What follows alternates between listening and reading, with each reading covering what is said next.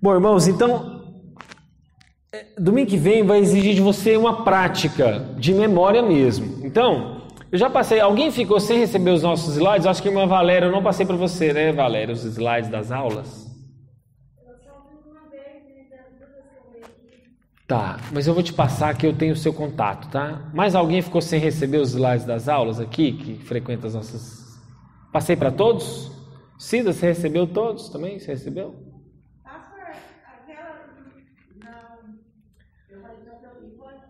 Eu assisti no YouTube. Mas eu não te passei os slides das aulas. Para a Sônia também eu não passei, eu acho, né, Sônia? Então eu vou passar para vocês dulos, então. Mas eu acho que os demais eu passei, né? Bom, então, é o seguinte. Nós vamos aqui hoje ver o último princípio geral, antes da gente entrar numa parte bem prática de você ler a Bíblia e começar a entendê-la melhor. Então, hoje nós vamos na última etapa do princípio. É como se a gente estivesse formando os alicerces para a gente subir a casa, né? A próxima etapa, nós vamos começar algumas colunas para a gente depois cobrir a casa com o telhado. Então, vamos avançar na nossa aula de hoje. Só para dar os créditos, tá? Esses slides foi do pastor Erickson, lá da primeira igreja, quando eu era professor junto com ele na escola bíblica de hermenêutica, lá na primeira igreja. Então, assim, os irmãos falam assim, não, vou lá na primeira igreja, né? É porque lá a escola bíblica dominical é uma bênção. Saiba que a escola bíblica de lá, eu estou refletindo pelo menos nessas aulas aqui. E saiba do que você já viu aqui nessa igreja, é o melhor que eu pude preparar até hoje, nesses 4 anos que eu já estudei. Nesses 4 anos não, porque a minha conversão é do ano 2000. Então, nesses 21 anos de conversão, saiba que o que eu trago aqui para os irmãos é o melhor. Então, não é porque você está aqui no Boa Vista que você não está recebendo o melhor alimento. Você está recebendo, na verdade, o melhor que, pelo menos, a minha capacidade pode oferecer aos irmãos. Então, hoje nós vamos ver interpretação, entendimento e aplicação. Olha essa sequência. Nós estamos aqui exatamente... Todo o curso que a gente está vendo aqui, esse curso de entendimento melhor das Sagradas Escrituras, envolve essas 3 etapas. Então eu vou ler o texto, faltou na verdade a leitura aqui, né? Ler o texto, eu vou interpretar esse texto, eu vou entender e eu vou aplicar ele na minha vida. Então por que às vezes você lê um texto lá de Isaías e não entende ele? Por que você está lendo um texto em Naum, Abacuque? Eu estou pegando esses profetas menores, que talvez para entender o contexto é mais difícil, né? Mas se você está lendo esse livro e não está entendendo nada, é porque falta isso aqui que nós vamos ver hoje. Leitura, interpretação, entendimento e aplicação. Então, esses slides que você pega no seu celular e vai ler lá em PDF, eles são fundamentais você voltar neles. Nem eu consigo gravar, mesmo eu dando aula para vocês, como eu falei, mesmo eu sendo muito ensinado e enriquecido ao estudar isso aqui para passar para os irmãos, eu não me lembro de todos os passos. Então, se eu não estou lendo um texto bíblico, não estou entendendo, eu preciso voltar lá nos slides, porque faltou talvez alguma coisa para que eu possa entender melhor aquela mensagem bíblica. Então, vamos avançar. Bom, então nós vamos interpretar, que é os requisitos básicos para a interpretação bíblica. Nós vamos buscar entender que são os níveis de relacionamento com a palavra de Deus e nós vamos aplicar isso biblicamente, principalmente em relação ao reino de Deus. Pode avançar. Bom, então vamos primeiro para a parte da interpretação. Bom, interpretação, os requisitos básicos para interpretar a Bíblia são ter uma mente humilde e submissa ao Espírito Santo. Essa é a primeira parte. Então, às vezes eu estou lendo um texto, não estou entendendo, o que está faltando? Humildade. Buscar que o Espírito Santo ilumine. Quais são as 3 diferenças que eu falei para vocês entre revelação, inspiração e iluminação?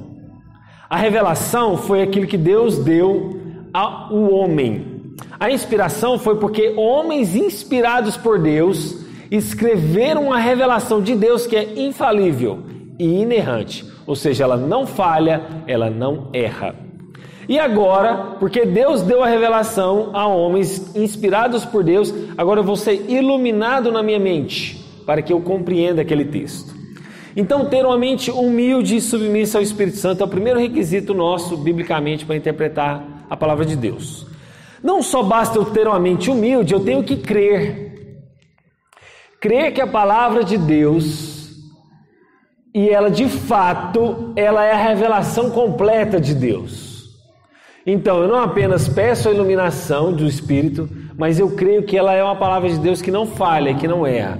E que se eu não estou entendendo ela, talvez ela pode parecer contraditória, porque me falta essa iluminação, me falta essa compreensão maior.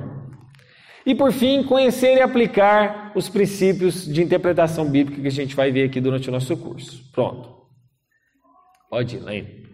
Bom, olha só o que diz o Salmo 119, verso 11. Guarda no coração as tuas palavras para não pecar contra ti.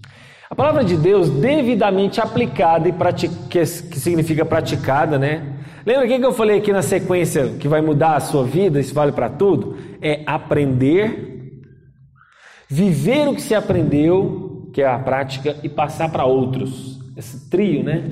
Tem tudo a ver com isso aqui, ó. Prática da palavra de Deus. Combina teoria e prática com testemunho de vida cristã. É exatamente aquele tripé que eu falei para vocês durante a liturgia. Em Tiago capítulo 2, versos 14 a 26, lembre-se que a salvação se revela por obras que se testificam na sua realidade. Isso aqui é uma coisa muito importante. Quando a gente se diz que é salvo, ela é mostrada pelos frutos da minha salvação. Não é verdade? O que adianta eu falar se eu sou salvo se os meus frutos não condizem com a minha salvação? Então eu tenho que avaliar a minha salvação em Cristo Jesus. De modo que a ausência dessas mesmas obras revela que a fé está morta. Lembra que Tiago fala isso no capítulo 2? A fé sem obras é morta. Não quer dizer que você, para ser salvo, precisa fazer obras. Olha só a diferença, eu já falei isso para os irmãos lá atrás, no início das nossas aulas. Olha, eu fui salvo. Porque eu fui salvo, agora eu pratico boas obras. Tem gente que inverte, né? Eu vou fazer boas obras para ser salvo. Não. Eu faço as minhas boas obras porque eu já fui salvo, né? Uma coisa não anula a outra. Como é que é? A salvação não é pelas obras, é pela fé, é verdade. Só que adianta você estar falando que tem fé se você não está tendo as obras de Cristo, se você não está manifestando? Eu falo isso aqui para uma irmã aqui da igreja. Eu falo, irmã, dia após dia você tem que estar se avaliando da sua salvação. Dia após dia você precisa avaliar o seu coração se você está manifestando as obras do qual você diz crer. Pode avançar. Então o primeiro passo é isso, né? Volta aí, Laine, antes. Então, o primeiro passo, volta lá atrás. Pode voltar mais. Isso. Primeiro passo, então, a gente tem a fé humilde. Avança. Interpretação. Segundo passo, pode ir, Laine. O segundo passo agora é entendimento. Então, interpretação, agora entendimento. Pode avançar. Existem níveis de relacionamento e de entendimento. Existem pelo menos 5 níveis diferentes no relacionamento do homem com a palavra de Deus. É muito importante entendermos isso, para que identifiquemos em qual deles nós encontramos. Qual que é o nível de relacionamento que você está diante da palavra de Deus? Só assim saberemos qual é o próximo desafio, qual é o próximo passo que a gente vai ter. Ou seja, quando descobrimos em que nível estamos, descobrimos qual caminho devemos percorrer, se desejamos crescer no conhecimento da palavra de Deus. Avança. Bom, olha só o primeiro nível, que é o do ouvir. Isso é natural, né? Eu falo aqui para os irmãos, volto a repetir, você não é passivo no culto. Vocês que estão sentados, eles são ativos no culto. Como é que você é ativo no culto? Em adorando a Deus. Você adora a Deus orando, você adora a Deus cantando e você adora a Deus ouvindo para depois sair daqui e praticar. Então você é uma pessoa ativa no culto. Você não é passivo, você não está sentado aí, entre aspas, sem fazer nada. Você está sentado para que você possa aprender e você possa viver isso. Mas o primeiro nível, então, de relacionamento com a palavra de Deus é o de ouvir. Muitas pessoas estão apenas nesse nível. Tudo o que elas sabem é resultado que já ouviram de outras pessoas. Embora esse nível é suficiente para a salvação pela fé, conforme Romanos capítulo 10, apenas ouvir não é suficiente para o crescimento espiritual sadio da palavra de Deus. Na verdade, você está aí ouvindo, Quantos anos de igreja você tem? Quantos domingos você já não passou aqui? Quantos pastores já não passou aqui? Pastor Onofre, pastor Davi, agora sou eu. E quantos anos às vezes você só está nesse nível de ouvir? Bom, volta só um pouquinho, né, para eu ler o finalzinho. Tornai-vos, pois, praticantes da palavra e não somente ouvintes, enganando-vos a vós mesmos. Não sendo ouvinte negligente, mas operoso praticante, esse será bem-aventurado, ou seja, será feliz, né? A palavra bem-aventurado é felicidade. Todos nós buscamos felicidade. Gente, não há nenhum ser humano que não busque felicidade. Quando a pessoa está indo para Caldas Novas, ela quer aumentar um pouco a felicidade dela. Quando a pessoa quer enriquecer o seu negócio, ela quer prosperar, ela está querendo aumentar um pouquinho a felicidade dela. Quando ela troca de carro, quando ela quer ver o filho realizado na escola, cada atitude sua é buscando um pouquinho, aumentar um pouquinho a sua felicidade. Então todo homem busca isso. A palavra de Deus usa a palavra bem-aventurado, que é feliz, em vários aspectos. O Sermão da Montanha é o principal deles. Mas olha aqui, em Tiago capítulo 1, se você quer ser feliz na vida, você não só ouve a palavra, mas você a pratica. Isso é felicidade. Pode avançar. Bom, então não basta apenas você ouvir a palavra, né? Ouve uma pregação, mas você tem que ler. Neste segundo nível, a pessoa não edifica seu entendimento apenas pelo ouvir, mas também por ler a Bíblia. São como os bereanos que constatam, né? Na verdade é constatar. Se as coisas eram mesmo conforme estava falando. É o que eu sempre falo isso para os irmãos. Os irmãos têm que me testar. Pastor, isso aqui parece que não está certo. Com humildade, né? Claro, com sabedoria. Mas pastor, o que você quis dizer com isso aqui? Isso aqui é isso aqui mesmo? Eu estou com dúvida. O senhor será que não se equivocou nesse versículo, nessa interpretação? Os irmãos precisam estar atentos a isso. Então, isso é que os bereanos faziam em Atos capítulo 17, verso 11. Pelo fato de lerem, não apenas ouvir, as pessoas desse nível de relacionamento com a Bíblia ficam menos vulneráveis aos ensinos equivocados e às heresias. Está muito na moda, irmãos, teologia do coaching. Não sei se os irmãos já ouviram falar disso, né? Existiu uma onda da teologia da prosperidade. Universal, R.S. Soares, né? E aí essas teologias da prosperidade foram meio que caindo de moda, sabe? Eles foram sendo meio que desmascarados. Agora qual que é a teologia da moda? A teologia do coach. O que é a teologia do coach? Te elevar para cima.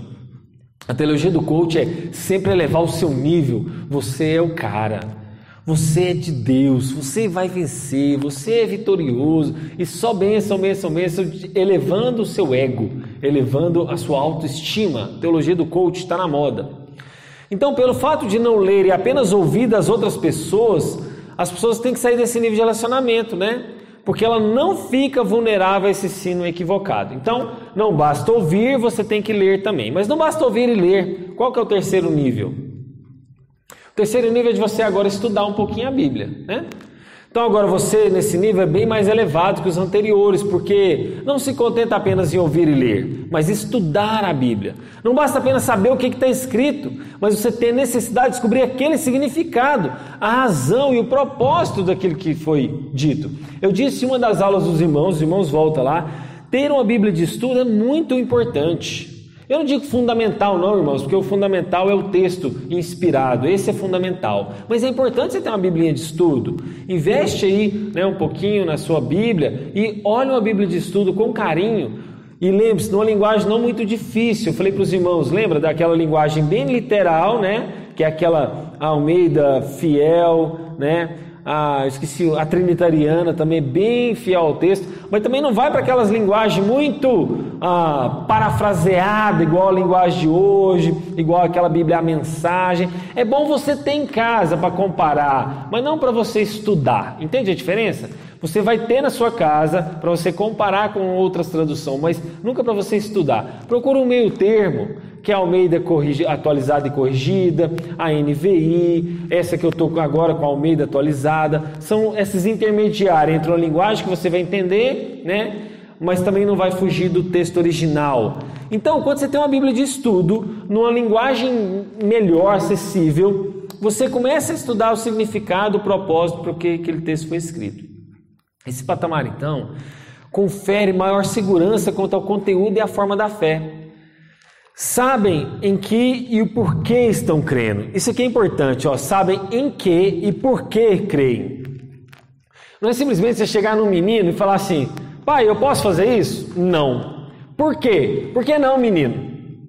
Se você só fala isso para o seu filho ou para o seu neto, quando ele chegar lá na faculdade ou num professorzinho um pouco mais graduado e o professor explicar o porquê das coisas, ele vai dar mais valor no professor dele do que você está falando. Eu sei que tem hora que as crianças, dependendo da idade, não vai compreender tudo. É claro que a Ana Clara, com 5 anos, não vai compreender determinadas coisas, não tem às vezes como explicar para ela não vai compreender. Mas vai chegando níveis que você vai começar a precisar explicar porquê para as pessoas. Pai, por que Deus criou só Adão e Eva? Pai, por que Deus mandou o dilúvio? E se você não estuda um pouquinho mais a Bíblia, você não vai conseguir explicar alguns porquês para os seus filhos, para os seus netos, e aí ele vai se sentir simplesmente, não, porque Deus quis. Não, isso não é uma resposta. Né? Você tem que começar a explicar porque aquele professorzinho de faculdade, aquele professorzinho dele do 2º grau, vai começar a explicar alguns porquês para ele, e que vai começar a tirar algumas dúvidas dele. Isso pode começar ele a desviar da palavra de Deus. Então, é importante você entender em que você crê e por que você está crendo. Por isso, são capazes então de explicar a razão das suas próprias convicções. Tem um texto, se não me engano, em Atos, que fala que é dar razão à vossa fé. Esse texto de 1 Pedro é muito importante. Vamos abrir ele lá, apesar de eu não ter abrido ainda nenhum texto com vocês. 1 Pedro 3,15. Quer dar razão, explicar a razão da sua fé. 1 Pedro, irmãos, está perto de Apocalipse, não tão perto, mas já está caminhando. Está um pouquinho antes aí de João. Então, se a gente ler aqui 1 Pedro, no capítulo 3, verso 15, olha o que está escrito.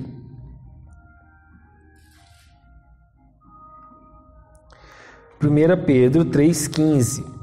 Pelo contrário, os irmãos abriram? Estou ouvindo ainda algumas Bíblias. 1 Pedro 3,15. Pelo contrário, santifiquem a Cristo como Senhor no seu coração, estando sempre preparado para responder a todo aquele que lhe pedir razão da esperança que você tem. Quando alguém lhe pede, como é que você vai responder a todo aquele que pedir razão da esperança? Por exemplo, você tem esperança que Jesus volte, você tem esperança que você vai morar no céu, você tem esperança em Cristo. Quando alguém te pergunta isso, o que você fala? Como que você explica? Gente, até dentro do meio pastoral, você tem linhas de atuação cristã, se é que eu posso dizer assim. Por exemplo, tem pastor que é mais conselheiro. Sabe aquele pastor que é uma bênção para aconselhar? Às vezes ele não prega bem, mas ele é uma bênção. Você senta com ele no gabinete, ele te aconselha, você sai de lá cheio de vida de Deus. Já tem pastores que é mais evangelista. O negócio dele é sair, pregar, vão ganhar almas para Jesus, mas às vezes para ensinar ele não é tão bom. Ele não explica o texto da Bíblia direito. Já tem pastor que é bom para ensinar, mas não é tão bom para evangelizar. Então, assim, há pastores que tem uma linha que eu vou falar agora aqui, da apologética. O que é apologética? É defesa da razão da fé. É aquela pessoa que consegue debater diante de um ateu, diante de um não crente, e ele tem essa habilidade de convencimento, de argumentação. Então, tem pastores que têm essas linhas. Essa linha aqui de 1 Pedro 3,15, que é de dar razão à sua fé, está muito ligado a isso. Esse termo de defesa da fé, de apologética, né? Que a gente chama. Então, você tem que saber explicar por que você crê e no que você crê. Então, nós falamos que a palavra é de ouvir, a palavra é para ler e a palavra é para estudar. Mas há um quarto aspecto que é devocional, onde chegamos ao ponto mais íntimo do relacionamento com a palavra de Deus. Pela conexão dos princípios, valores e verdades eternas com as situações, dimensões e aspectos reais da nossa vida. Isso aqui, gente, é o que a gente pega e a gente vai passar para o próximo passo. Eu tenho uma devocional com a palavra de Deus, mas ela é íntima de mim. Ela não é algo distante. Ela é uma proximidade comigo. Porque a gente às vezes lê a Bíblia só por ler, só para cumprir aquele plano anual de leitura. Mas quando ela se torna íntima de mim, isso muda a minha vida. Eu lembro, irmãos, estava lembrando aqui, a gente estava fazendo a oração, né, pelo Paulo, e eu lembro que eu passei problemas muito difíceis na minha vida, onde eu tinha síndrome do pânico, vontade de suicídio, eu passei uma pressão espiritual muito forte. Sabe como é que eu venci isso? Nas madrugadas, com um fone de ouvido, ouvindo música cristã e lendo a Bíblia, o tempo inteiro. Toda vez que eu acordava com essas crises emocionais, com essas crises mentais, eu ia lá, colocava um fone de ouvido, ligava o som alto e ia ler. Lia, e os textos falando, o texto falava, eu sublinhava, eu riscava aquele texto, eu agradecia a Deus, marcava a data daquele texto, passava para o próximo texto. Foi assim que eu fui superando muitas das sensações e muitas das pressões que eu sofri. Eu não estou dizendo isso aqui como regra, irmãos, isso aqui não é inspirado, essa experiência minha, mas é só para os irmãos terem mais uma experiência cristã de alguém que possa ou não edificar a sua vida. Essa devocional, esse relacionamento íntimo com a palavra. Mas por fim, chegamos à última etapa, o último nível. Deixa eu só falar desse relacionamento, né? Pode ir, Lane, pode ir nesse que é só porque eu esqueci de explicar esse slide. A Bíblia é importantíssima, é a única fonte de revelação especial de Deus, é o fundamento confiável para a nossa fé. Então Deus fala conosco e nós falamos com Deus por meio da oração. É essa experiência que eu acabei de citar para vocês, né?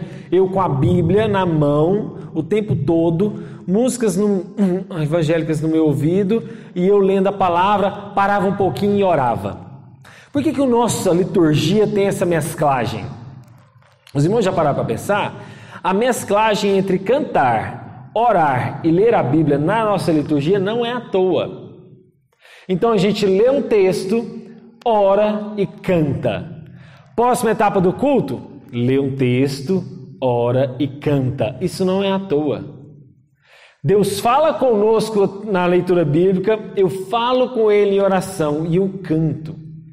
Faça esses, lembra desses tripés, eu estou falando de tanto tripé hoje, né? Mas lembre-se de mais um, né, na sua vida, que é isso. Né? Eu já falei isso para os irmãos, quando eu venho para cá, para o Boa Vista, né, que eu moro a uma certa distância, eu venho ouvindo cânticos. Irmãos, deixa eu te falar uma coisa, esse relacionamento aqui com a palavra de Deus não é algo que você vai experimentar religiosamente.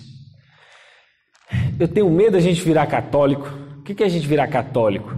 A gente só vir para o culto, ir embora para casa, passar a semana distante de Deus e vem para cá para a igreja e volta para casa.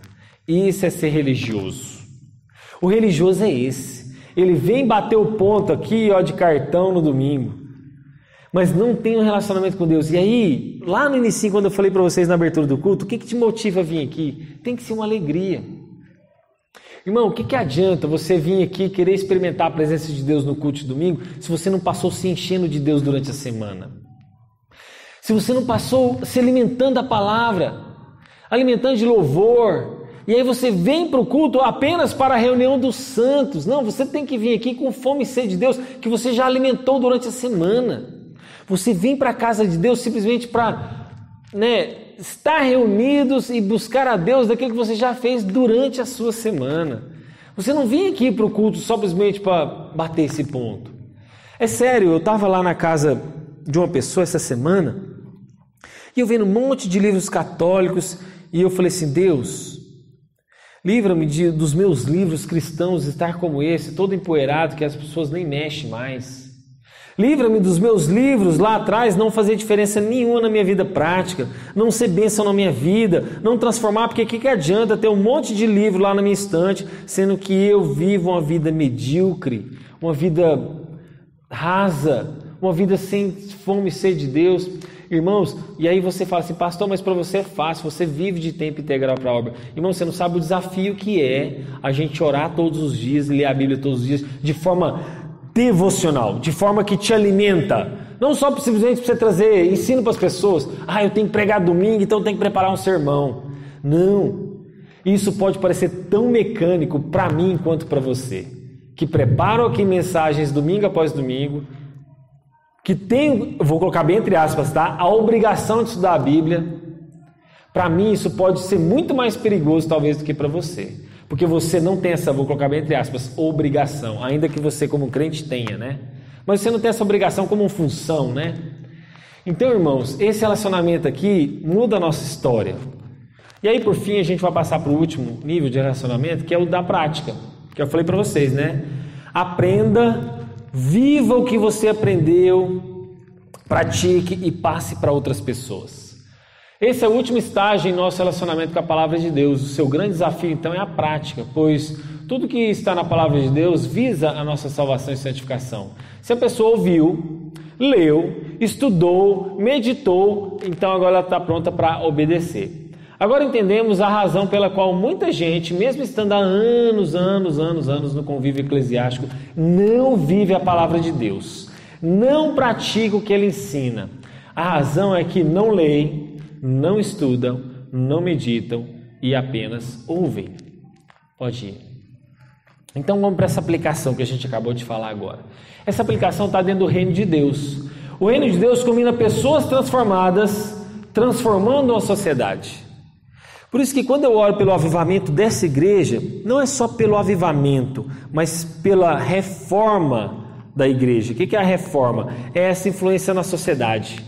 O que adianta essa igreja, vou colocar bem entre aspas, tá, irmãos? Ser avivada e ela estar restrita a essas quatro paredes. Ela tem que sair e transformar a sociedade. Ela tem que sair e viver na sociedade o que ela está aplicando esse avivamento. Então o Lopes, lá onde ele está, ele vai ser uma bênção lá no emprego dele, ele vai dar testemunho, ele vai pregar de Deus para as pessoas que estão chegando à recepção. O Edilson vai ser uma bênção, porque ele não vai sonegar imposto lá no salão dele, ele vai pagar tudo direitinho, e toda pessoa que for cortar o cabelo dele vai falar de Jesus para ela. E assim vai na sociedade, nós estamos transformando essa sociedade. Isso significa o reino de Deus com pessoas transformadas. Bom, e aqui nós temos um nível que é espiritual e social, ainda que eles não são divididos, isso aqui é só didático, eles não devem ser distinguidos assim no sentido de ser separado, eles devem viver de forma simultânea, ou seja, o amor para com Deus e o amor para com o próximo e a ti mesmo, porque pela graça sois salvos mediante a fé, isso não vem de vós, é dom de Deus, não de obras para que ninguém se glorie, porque somos feitos dele, criados em Cristo, para as boas obras, o quais Deus de antemão preparou para que andássemos nela. Então, irmãos, é isso aqui, esse nível em Deus com as pessoas. Pode avançar lá. E a classificação da aplicação é essa, né? Isso aqui, meus irmãos, é o seguinte. Quando você vai discutir um assunto, política. Política e o crente. Você vai discutir futebol. Você vai discutir, sei lá, cor desse tapete da igreja, o carro que você vai comprar, entra nesse nível. E eu estou falando com crente e não crente. Há coisas que são essenciais na vida cristã. E nessa essencialidade nós temos que ser unidos. Aqui é unidade, é essencial. Por exemplo, crer em Jesus, isso é fundamental, isso é essencial. Nós temos que estar unidos nisso aqui. Isso é essencial. Há coisas que não são essenciais. Isso nós temos que ter harmonia. Por exemplo, se esse templo vai ser quadrado, se esse templo vai ser redondo, se nós vamos colocar... Isso aqui é uma coisa não essencial, né? Isso não pode dividir a igreja. Mas então, nessas coisas não essenciais, vamos buscar harmonia? Vamos buscar harmonia nas opiniões dos irmãos? Olha, eu acho que deveria ser assim, então vamos fazer uma votação, vamos ter um jardim aqui. Isso é não essencial, então vamos buscar harmonia. Agora, nos demais assuntos, você tem que ter liberdade. O que é liberdade? Se o Edilson quer vestir vermelho, eu não vou brigar com ele com isso. Se ele torce para o Corinthians, deixa ele torcer para o Corinthians. Se ele quer comprar um carro, um Celta ao invés de um Gol, liberdade. Nós temos que ter essa maturidade quando nós vamos discutir os assuntos da palavra de Deus. Há coisas que são essenciais, que não dá para abrir mão. Já outras que não são essenciais, vamos buscar harmonia. Vamos ser irmãos que vão ceder uns aos outros. E há coisas que são liberdade. É liberdade mesmo, literalmente. Você é livre, desde que não fira, claro, a essencialidade da palavra, né? Pode avançar. Bom, e aí cada um daqueles aspectos vai voltar àquela nossa árvore da cosmovisão cristã, de toda a influência do reino de Deus. Aquilo que influencia na sua raiz, que está lá na dimensão do seu coração, coração regenerado. Isso vai moldar a sua cosmovisão, que vai mudar as folhas e os frutos dessa árvore, que é o quê? A nossa cultura, a nossa arte, a nossa maneira de falar, de vestir, de se portar, né? Isso aqui eu já falei para os irmãos, essa árvore tem que estar no seu coração constantemente. E a gente vai para o primeiro exemplo hoje prático, que eu sempre gosto de trazer para os irmãos, sobre uma interpretação de texto bíblico. Toda aula nós vamos ter isso aqui, tá, irmãos? E vai chegar uma aula que nós vamos só interpretar texto difícil. Vai chegar uma aula aqui que eu vou falar, irmão, hoje a gente só vai trabalhar texto difícil. Então nós vamos falar aquela história de Jefté, se Jefté sacrificou ou não a filha dele, por quê? Aquela história dos nefilins, quem que eram os nefilins? Então vai ter uma aula que a gente só vai trabalhar texto difícil. Aqui eu sempre trago um exemplo. Bom, vamos pegar esse texto? Tudo posso naquele que me fortalece. Olha a má interpretação desse texto. Olha a interpretação errada. As pessoas usam esse texto para falar assim que elas podem fazer qualquer coisa. Esse texto, as pessoas pegam esse texto e falam assim, não, eu posso fazer tudo em Jesus. Qualquer coisa. Porque eu tudo posso naquele que me fortalece. Será que esse texto está dizendo isso? Será que nós compreendemos esse texto de forma certa? Vamos ver então. Bom, esse versículo então é utilizado por pregadores que prometem as coisas que Deus nunca prometeu. Não é verdade? Um pregador diz ao povo que elas podem ter o que quiserem e que elas não podem aceitar lutas, não podem aceitar derrotas e que elas vão passar, que elas não vão passar por necessidades ou enfermidades, porque elas podem tudo em Cristo que as fortalece. Mas esse texto não está dizendo que Deus vai abençoar qualquer coisa que a pessoa fizer, ok? Esse texto não está dizendo isso. O texto deve ser lido dentro de um contexto. Guarda essa palavra é fundamental. Contexto. Lembra? Versículo isolado, tirado do seu contexto, serve de pretexto para eu fazer qualquer coisa. Versículo isolado, tirado de contexto, serve de pretexto para eu fazer qualquer coisa. Então, nenhum texto da Bíblia deve ser tirado do seu contexto, ele deve ser lido dentro do contexto da carta, com a sua ênfase na obediência a Deus e no serviço a Ele e aos outros. Porque é o que eu falei dessa frase agora, né? Texto tirado de contexto vira pretexto. Bom, vamos ver então os versos anteriores. Olha só o que diz. Digo isto, não porque esteja necessitado, mas porque aprendi a viver contente em toda e qualquer situação. A primeira coisa que Paulo está falando é de contentamento. Ele sabe viver contente se ele está rico, ele sabe viver contente se ele está pobre, ele sabe viver contente se ele está com luta ou se ele está sem luta. Vida de contentamento. Sei o que é passar necessidade e sei também o que é ter em abundância. Aprendi o segredo de toda e qualquer circunstância, tanto estar alimentado quanto ter fome, tanto ter em abundância quanto passar necessidade. Esses são os versículos anteriores, versículo 11 e 12, antes de Efésios 4:13. Tudo posso naquele que me fortalece. Esses são os versículos anteriores. Pode avançar. Filipenses. Então, Paulo diz estar preparado para a abundância, para o abatimento, para a fartura, para a fome e para passar necessidade.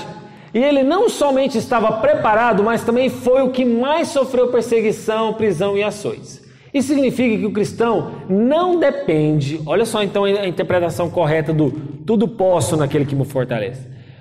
Isso significa que o cristão não depende da circunstância que está passando para estar satisfeito em Cristo. Por quê? Porque Paulo era forte o suficiente para suportar qualquer coisa naquele que o fortalece. Posso todas as coisas então, naquele que me fortalece, não significa possuir todas as coisas, mas suportar todas as coisas. Eu posso suportar todas as coisas em Cristo Jesus, porque Ele me fortalece. Se a gente fosse pegar esse versículo e traduzir ele, o certinho seria isso. Então eu posso suportar todas as coisas em Cristo Jesus, porque Ele me fortalece. Ok? Conclusão então, Paulo está dizendo que sobre todas as circunstâncias, tanto as particulares quanto as gerais, aprendeu o segredo do contentamento. Lembra o versículo 11 e 12? A graça de Cristo lhe é suficiente, o seu poder repousa sobre ele. Cristo está sempre ao seu lado para ser seu grande fortalecedor. Paulo nos ensina que o cristão amadurecerá dia após dia até que seja instruído e preparado para enfrentar toda e qualquer situação, pois Cristo é a fonte da sua força. Tá bom? Vamos agora para o segundo exemplo. Leni, tem que ligar um cabo aí de áudio. Eu vou cortar a gravação que não vai adiantar, não vai sair no nosso vídeo, tá bom? Então vamos encerrar aqui, que já é o último exemplo nosso.